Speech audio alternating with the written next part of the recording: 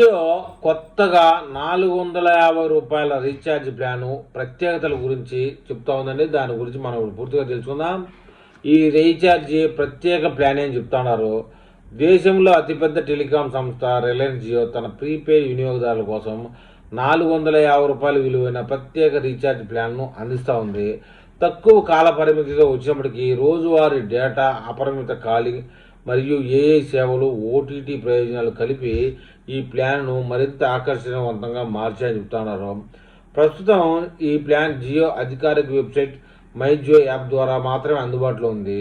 ఈ ప్లాన్లో 36 రోజుల వ్యాలిడిటీతో రోజుకు 2 GB హైస్పీడ్ డేటా, మొత్తం 72 GB అన్ని నెట్వర్క్లకు అపరిమిత వాయిస్ కాల్స్, రోజుకు 100 SMS లభిస్తాయి. 5G స్మార్ట్ ఫోన్ కలిగి జియో ట్రూ 5G కవర్ ఉన్న ప్రాంతాల్లో ఉన్న వినియోగదారులకు అన్లిమిటెడ్ 5G డేటా కూడా అందుబాటులో ఉంది.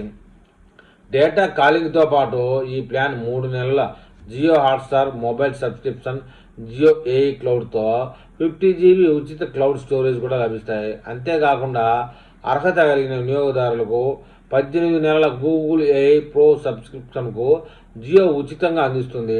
దీని మార్కెట్ విలువ సుమారు 35,100గా జియో పేర్కొంటా ఉంది. ఈ సబ్స్క్రిప్షన్ ద్వారా అధునాతన జెమినై ఏఐ ఫీచర్లు, deep research, nano banana image tools, Google work space AI వంటి సేవలను ఉపయోగించుకోవచ్చు అని చెప్తున్నారు.